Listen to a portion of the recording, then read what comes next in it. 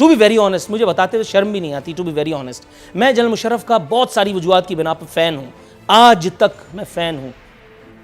लेकिन मैं ये सोचता हूँ कि अगर ये 12 मई जनरल मुशर्रफ की फरमाइश पे हुआ, कराची के शहरियों ने उस रोज़ 50 लाशें देखे, 50 जनाजे उठाए, 50 घर परिवार अपने मुताल्लिकीन से महरूम हुए, दिन भर एम्बुलेंसेस दौड़ती रहीं, मगर आखिर में क्या हुआ? आई लव देम, होलसेल में जूता खा रहे हैं, अल्लाह का शुक्र है, सुम्मा अल्हम्दुलिल्लाह। इसी आदमी को अपना मेयर कह करके ज्यादा नहीं 4 साल से ढूंढ रहे हैं। ये वो आदमी है जो 30 से ज्यादा मुकदमात जेल से भुगतता रहा, जेल से सारे मुकदमात में इसकी जमानत हो गई यार सानू की। 12 मई के मुकदमे से भी इस शख्स ने बरात ली। यह मामला इसकी मेयरशिप के हुसूल में रुकावट खड़ी ना कर सका, और ये अहले कराची जो तहजीब व तमद्दुन के दाई और लखनवी तहजीब के मामे बनते हैं, जो कहते हैं कि हमने तुम्हें जीना सिखाया, हमने तुम्हें ओढ़ना पहनना सिखाया, इनकी जरा इंटेलेक्चुअलता देखिए आप। इन्होंने इसी एक इफरीत को अपना मेयर बना करके उसके कांधों पर स्टार्स लगा दिए। सलाम अहले कराची, अल्लाह ताला की जात से कवी उम्मीद है इंशाअल्लाह ताला के मरने वाले अल्लाह ताला की अदालत में इंसाफ होता देखेंगे।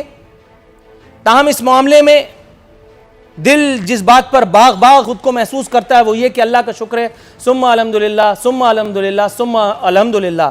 आज पाकिस्तान में मुअज़्ज़िज़ अदलिया एहसान आज़ाद है।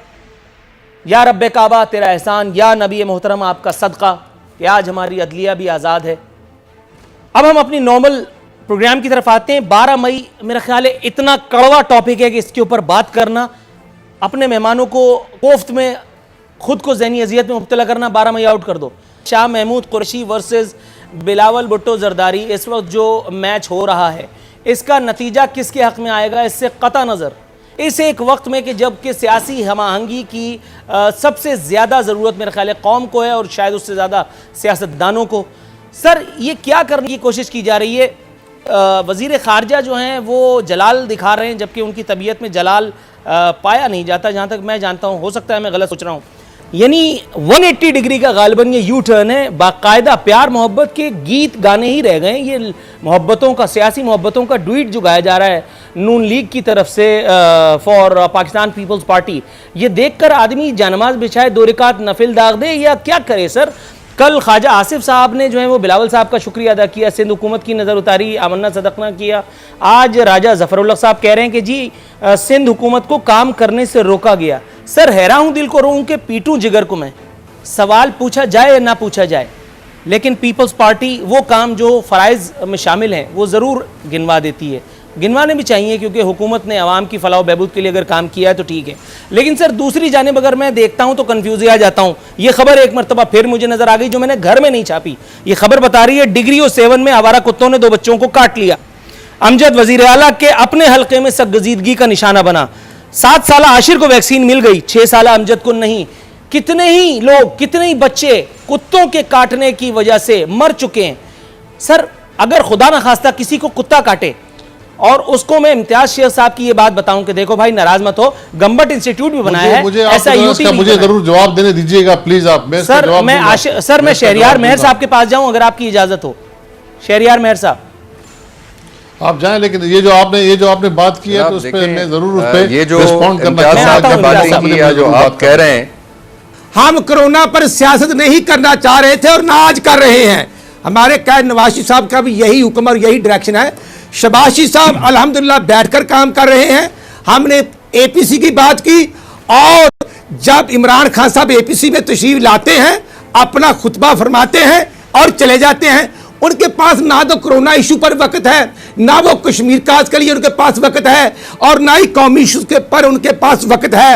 और फिर ये देखें कि रिक्वेजिशन हमने दी, कौमी असम्बली में भी प्राइम मिनिस्टर साहब नहीं आए, सेनेट में भी नहीं आए, और फिर वो इंसल्ट करते हैं। मैं समझता हूं कि इमरान खान साहब को ये शायद वो शक्को शुबहात में इतने बह गए हैं कि उनकी हुकूमत 3 मेंबरान से है और वो भी इत्तेहाद के साथ। जिसमें जीडीए शामिल है, जिसमें मैंगल साहब शामिल हैं, जिसमें काफ लीग शामिल है।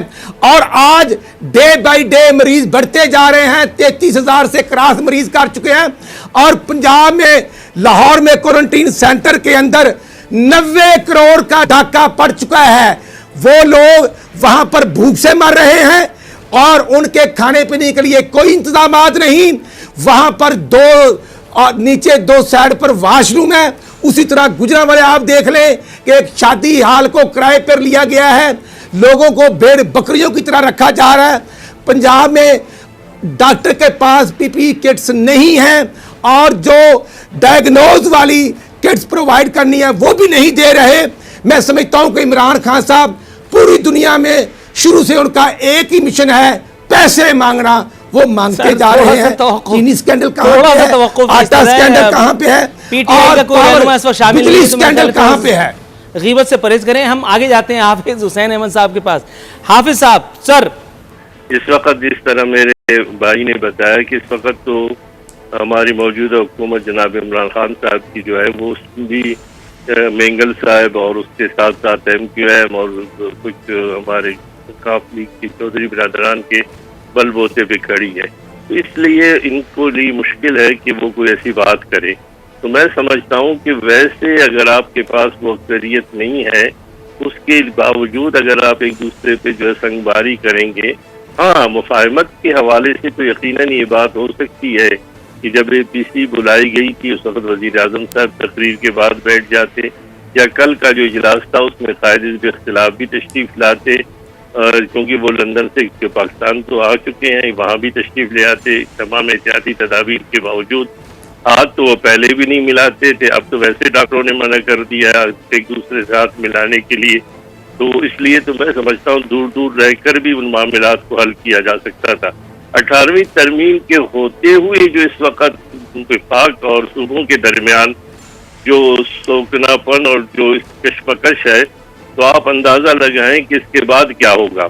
इसलिए मैं समझता हूं कि एक छोटे सूबे में होने के हवाले से कि 18वीं तरमीम में भी अगर कोई ऐसी बातें हैं जो मुश्तरका मफादात के हवाले से हो, या विफाक में जो हुकूमत है उनके लिए मसाइल मुश्किलात हों, क्योंकि हो सकता है कि कल पीपल्स पार्टी किसी और पार्टी जो छोटे सूबों से ताल्लुक रखते हो, कल उनकी वफाक में हुकूमत हो तो उनके लिए मसाइल हो। ये मामलात उस वक्त हो सकते हैं जब आप एक दूसरे का एहतराम करेंगे, खीर शक्कर रहेंगे और एक दूसरे को समझाकर और साथ लेकर चलने की बात करेंगे, तो तब कहीं जाकर वो सूरत हाल पैदा हो सकती है। अलबत्ता मुस्लिम लीग नून के हवाले से वो बताएंगे।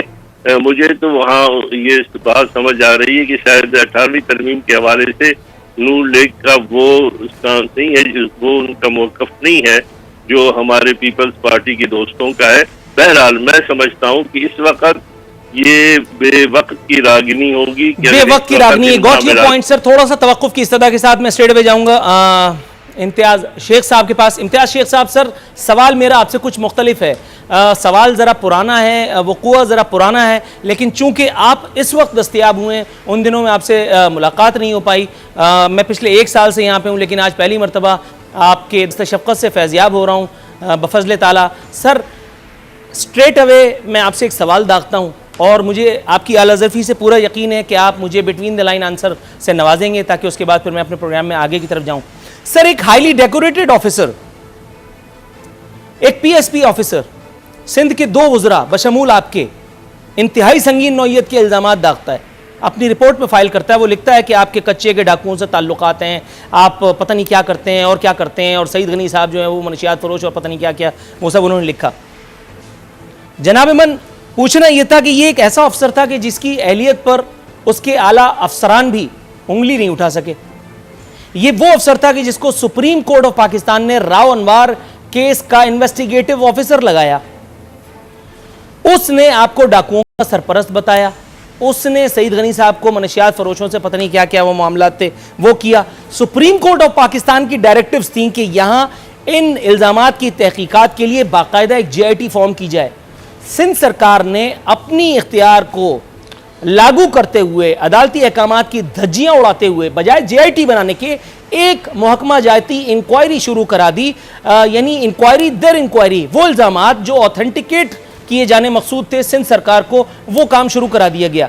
सर, एक पुलिस अफसर, उसके इल्जामात, उसकी रिपोर्ट, अदालती फैसला, JIT बनाने का हुक्म आपका ना मानना, यह बजाते खुद क्या है, इस पर तबसरा आप ही